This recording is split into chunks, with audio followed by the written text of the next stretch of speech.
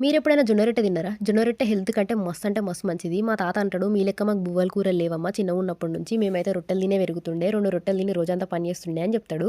నిజంగా నాకు ముందు తెలవదు గానీ, మొన్న మొన్న నుంచి నేను తింటున్నా. నాకైతే మస్తు అంటే మస్తు ఇష్టము. ఏ కూరేసుకొని తిన్నా మంచిగుంటది ఈ జొన్న రొట్టెలైతే.